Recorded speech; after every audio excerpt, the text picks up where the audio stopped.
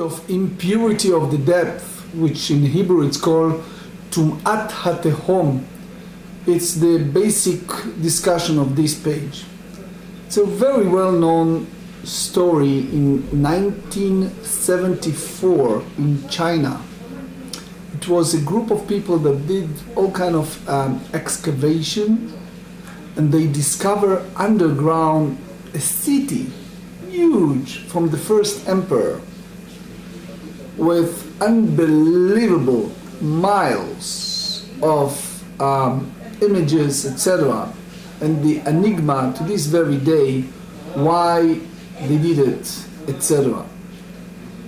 Years prove that it is a phenomena worldwide for different architectural engineering and archaeologists that does all kind of researchers try to find out what happened in the past. One of the reality, especially here, we are in Yerushalayim, so it's very common that they dig in, which is a big issue with halacha, and suddenly you discover all kind of bone, etc., and you don't know if it's a person, if it's animal, etc. So here is the Mishnah dealing in the Gemarrah with several cases like that. Page 63, Tractate Nazir. Nazir shegilach venoda lo shu tameh, meaning the Nazir is shaved, and at the very end of his Nazirut, after he brought his sacrificial offering, etc., he realized that he contaminated to a dead body during the period of his Nazirut. Im tum'a yedu'a, if it is a well-known matter of ritual impurity, soter, which means he needs to negate those days that he already have it, which is the Nazirut, and he needs to start again after he purified himself like every other Nazir. Ve'im tum'at tehom, but if it's the ritual impurity imparted by a grave in the depth, one that was unknown at the time. So here Tosfot and the Rosh said, imagine, I think some people may be aware, in Harnov, I remember about 30 years ago, it was a building that suddenly collapsed. So here we talk about Mapolet, situation like that. That Rashi said in Sukkah 21 that the same way as the depth, the Tehom is unknown, here the same thing. So Rashi, also the Gemarrah explained that the whole concept of Tum'at Tehom, the ritual impurity that comes from the depth, is halacha leMoshe miSinai. So anyway, eino soter. So even it's clearly that he become ritually impure, but because it's unknown, so it's not negates those days. Im ad shelo gilach, if he is aware that he become ritually impure, even he completed the days of Nazirut and brought it his offering, ben kach uvein kach soter. So he negates his Nazirut in either case. Keitzad. Give me an example. How does one differentiate between a known and unknown impurity? Yarad litbol bam'ara, the Nazir descended to dig himself in the ritual bath, mikveh, in order to purify himself from creeping animal, or the Meiri said, all the other manner of ritual impurity that the Nazir negate because of those days of Nazirut. And venimtza met tzaf tameh, even he found a kezait, the olive bark of the dead body on the al pi amara, on the surface of the cave. So you're not sure, it's called safek tumat oil, you're not sure if there is a ritual impurity that comes out of that grave. And basically the whole idea of cave, it's considering Reshut HaYachid, the private domain, the Rosh said. And Tosfot explained that we have this general rule: when you have safek tum'ah, if it's an unknown ritual impurity, when it's come to a private domain, it's become ritually impure. That's what we study on page 57. So therefore it negates those days of Nezirut. And nimtza meshuka bekarka hamehara, if the corpse was found sunk into the ground of the cave in such a manner that it was unknown, yarad lehaker, if one descended, not descend to immerse himself in the water, as he was ritually pure, but for example to cool himself in that place. You go to the Ariza lehavdil, it's all year round very cold, the mikveh, because it's cooling water when you go inside the cave. Tahor, that's halacha Moshe Sinai, that does not negate the Nezirut. You don't need to recount those days of Nezirut. And the beauty of that is that even the usual matter of people who descend to get cool off, they check out to make sure there's nothing ritual impurity, but he is pure because we're dealing here with the Tum'at HaTehom, depth ritual impurity, and that's halacha leMoshe Sinai. My great-grandfather, Harav Naftali Weisblum from Bolochov, he was the Hasidic Rebbe of Zidichoy. I heard during the Sheloshim of my late father, my uncle, the Mashgiach of Nachlat Alviim, Rav Uri Weisblum, brother of my father. So he refers a story of the great-grandpa. He used to descend himself in a mikveh no matter what. And in Galicia in those years, you go in the cave, you go in those places. So one time in the middle of the February, he used to take his cane and break the ice and then duck himself in the mikveh. Anyway, so they said, amazing people in the past generation. So they said here, litaher mitum'at met tameh, shechezkat tameh tameh, because the presumptive status of impurity remains impure. Vechezkat tahor tahor, and presumptive status of purity is pure. Why? Sheraglaim ladavar, because you have a basis for this matter. It makes sense. So you don't say that.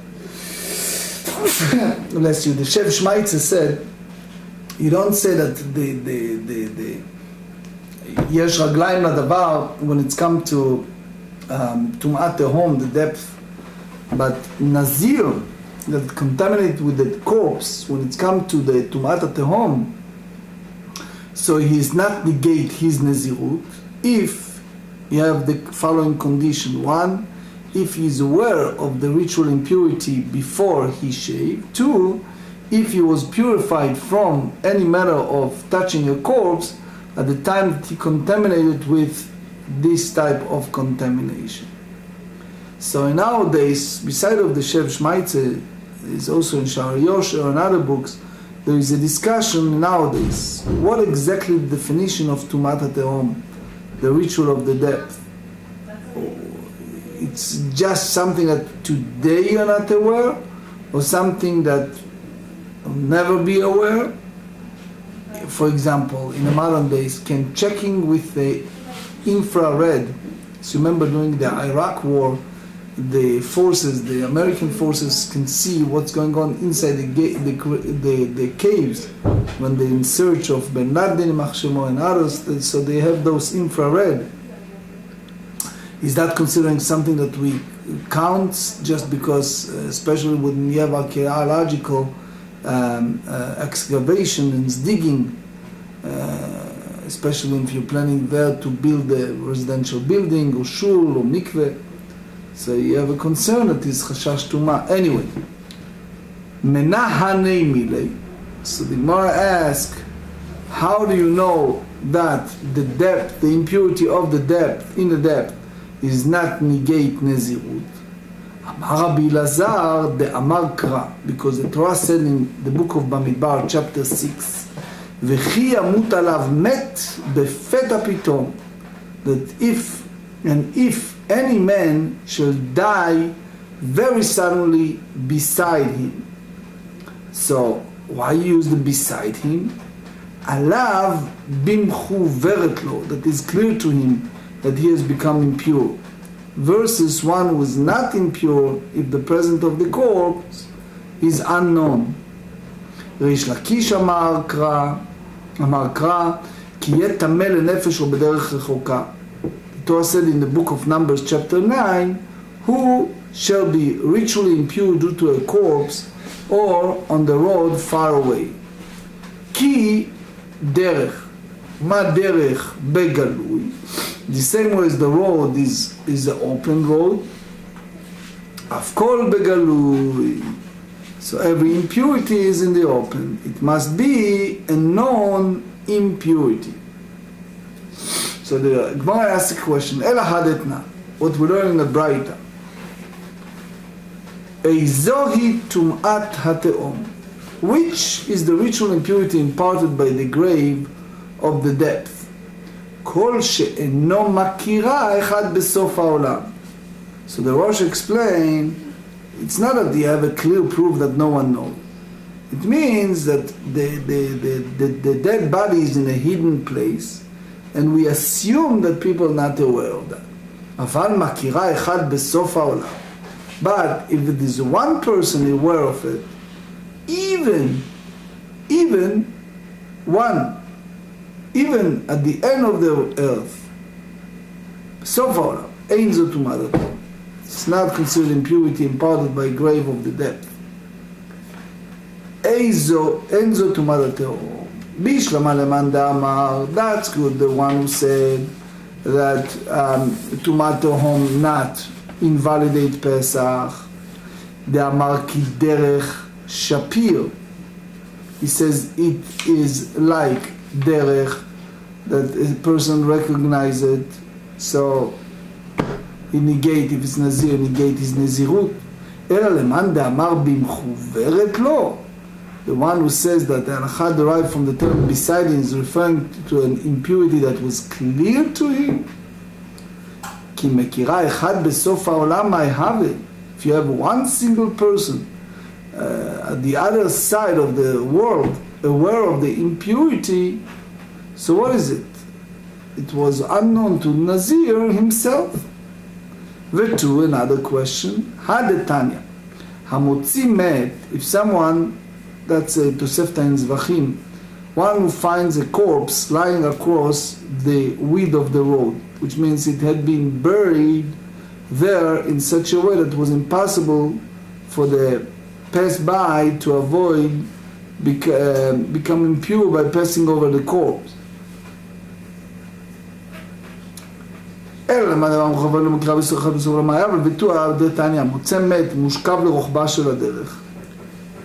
So find the body in the width of the road. Bitruma tameh. When it's come to Truma, ritual impurity, ritual contributions, so he is impure. Benazir, ubasiyat Pesach, if you have a pass by Nazir, and then after he shaved, he heard about this ritual impurity, or making a Paschal lamb, that's a different story, tahor. So he is pure. So the question is, Maishna, what's the difference between all these situations? Why did the halakha of Truma, you derive it from Nazir and Pesach? For sure, you cannot have a source that you divide between the sources. Teach us the Tumat HaTehom. Ela Tumat HaTehom, Gemarrah Gmirei La. The depth of the impurity imparted by the grave in the depth is learned in the tradition and not from the verses, which are cites merely in support. The Mishnah said, Im ad shelo gilach, if a Nazir discovered that he was ritually impure before he shaved, he negates his Nazirut even if he was rendered impure by impurity of the depth. Maitana, who is the one who holds it? Amar Rabbi Yochanan Rabbi Eliezer Amar tiglachat me'akevet. He said that shaving is indispensable, so to the completion of one's Nazirut. So obviously, if one discovered that he's impure before he shaved, he become impure during his Nazirut and he negates the period that he was observed.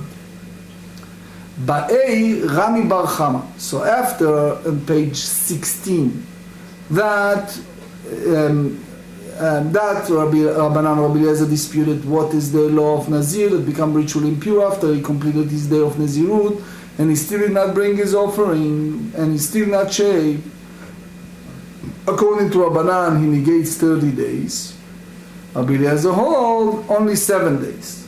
So meaning he needs to wait 7 days period until he eats, until he serve his offering and he can shave in purity. That's the time period that he needs to purify himself from the ritual impurity that departed from a corpse.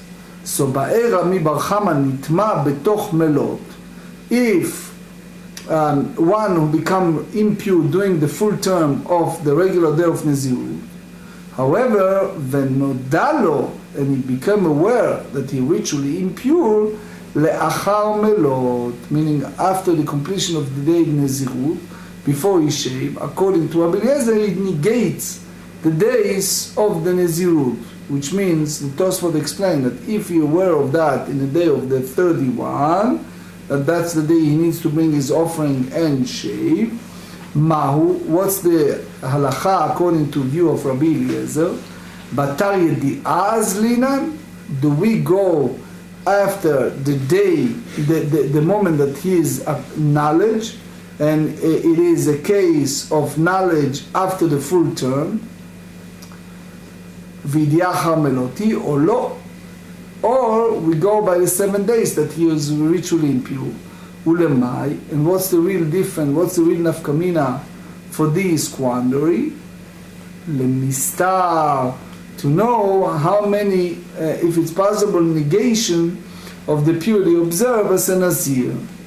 Does he negate his Nazirut, or is he considered to have contracted impurity after the completion of his term, in which case he doesn't need to start his Nazirut afresh. So page 63b, Rava tried to reconcile the dilemma of Rami Bar Chama. Amar Rava Tashma. Here is a proof from the source of the Mishnah. In ad shelo gilach, if before the he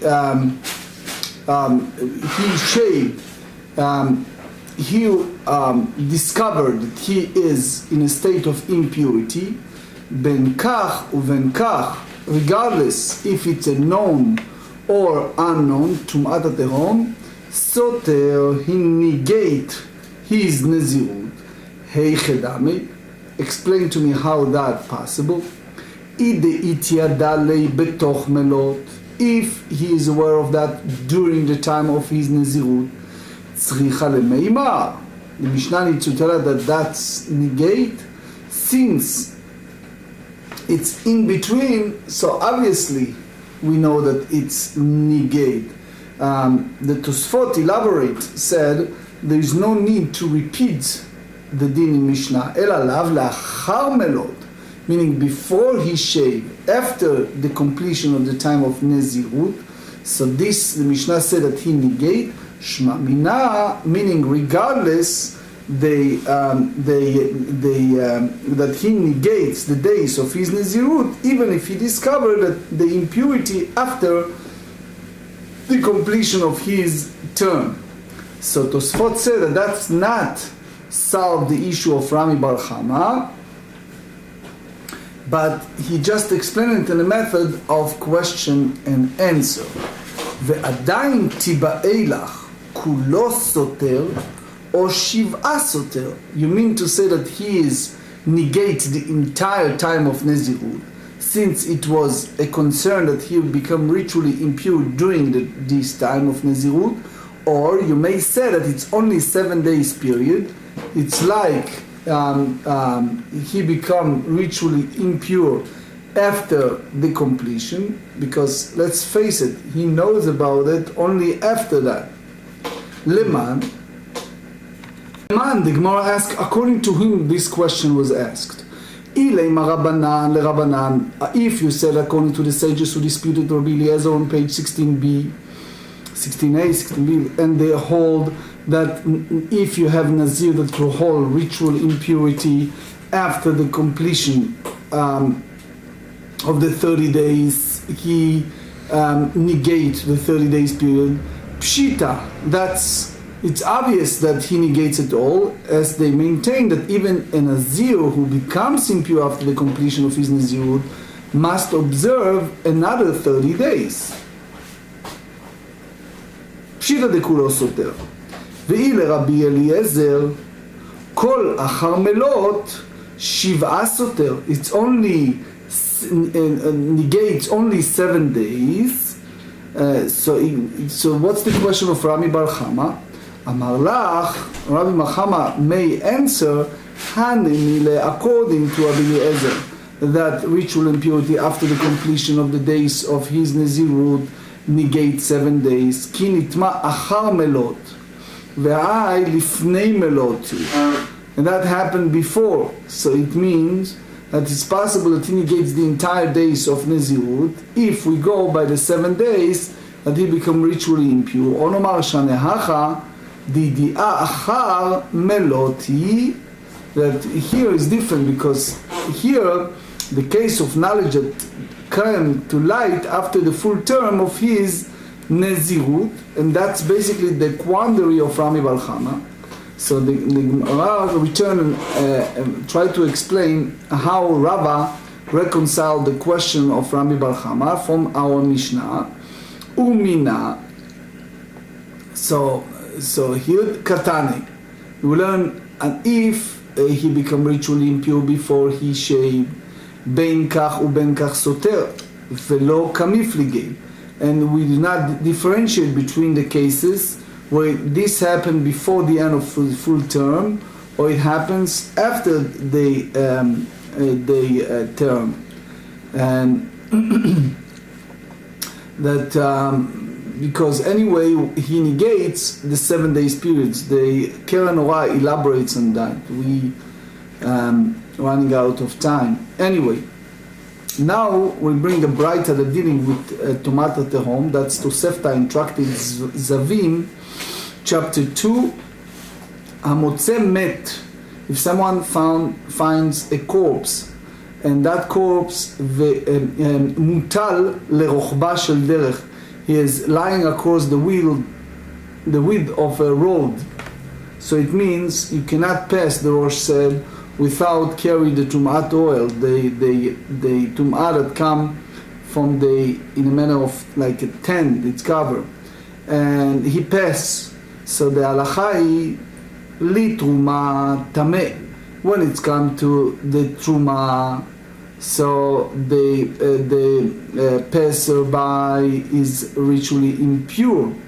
Uven Nazir, when it's come to Nazir, if he passed by while he was Nazir and he aware of this ritual impurity, after he shaved, Uve Ose Pesach, and one who performed the ritual of Paschal Lamb, meaning if he passed by there before he offering the Paschal Lamb, and he is aware of that ritual impurity only after he brought the Paschal Lamb offering, Taho, the passerby is pure. He's not negate his Nezirut. He doesn't need to bring another Paschal Lamb on the 14th day of Iyar, the second chance of Pesach, since the ritual impurity is considering Tum'at Tehom.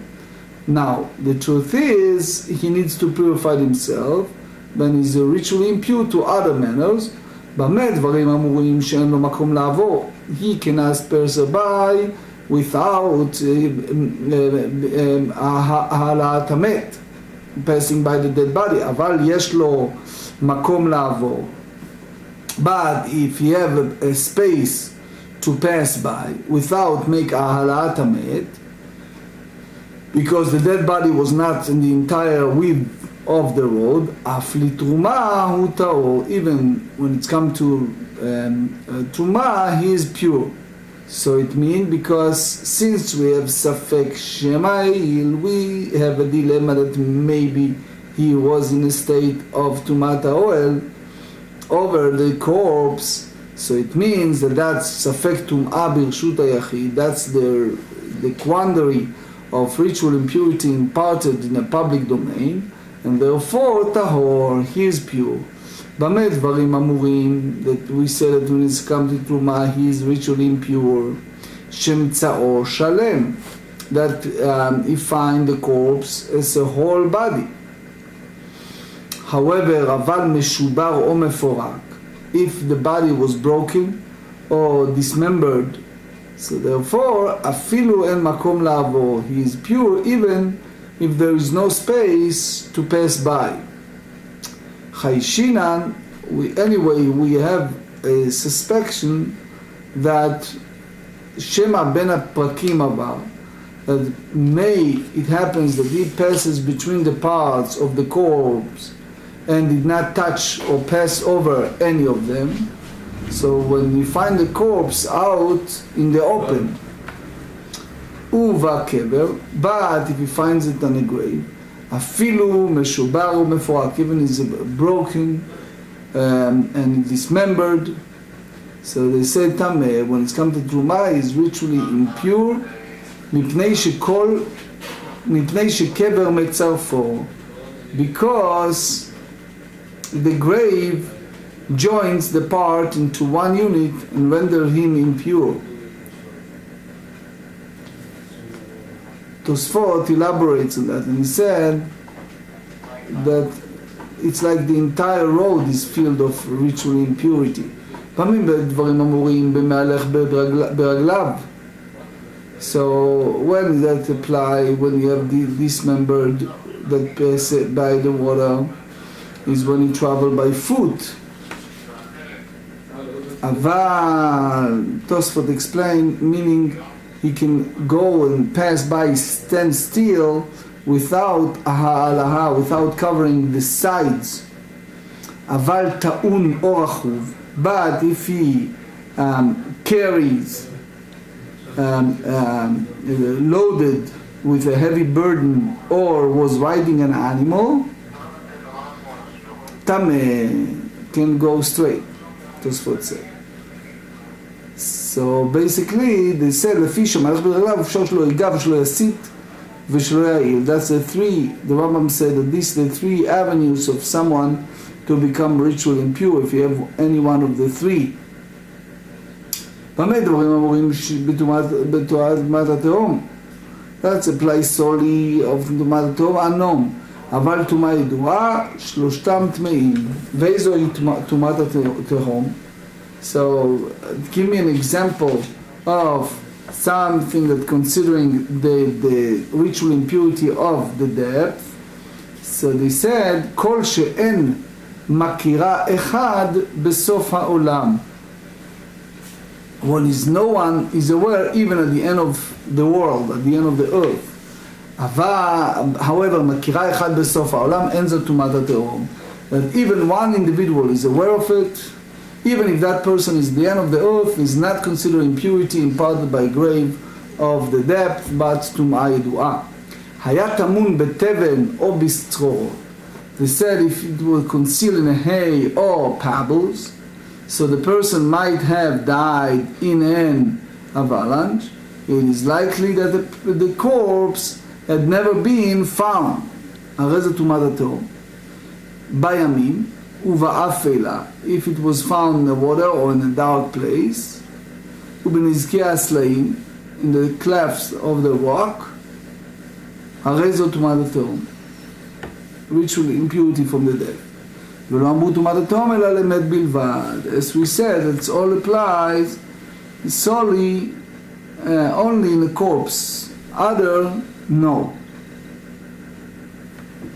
Now, for example, tumat zav, but if the 7th day of the zav happened to be Erev Pesach, so there is a discussion in the Shita Lechach Me'avira in the Rambam that's explain how that can be. I would like to conclude with the Pri Megadim. The Pri Megadim explain based on the Rashi and Parshat Naso. The Torah tells us that the Nesi'im Heviud, Nesi'im brought Parechad, Seir, Chatat for the sin offering. So the Rashi explains Al Tumat HaTehom. They brought it for the depth ritual impurity. So if it was in a Mishkan, in a tabernacle, they brought Chatat. So the Pri Megadim ask, but it was a pillar of cloud, right? The Ananei Kavod, that they covered, they escorted them, they protected them. We know in general when it's come to ritual impurity, what we do, we have Kvishim Hagbaha, right? How do you say? We have like a road that uplifted at least a tefach for a public domain. So the Pri Megadim said that the Ananei Kavod, the pillars of cloud, Chatzatz, that was the partition between them and the ritual impurity. But there are people who left the camp, for example, for mischar, for business transactions, etc. But in general, the Pri Megadim said that Anan, the pillar of protection, it's more kind of spiritual. It's not a physical partition. It's not physical separation.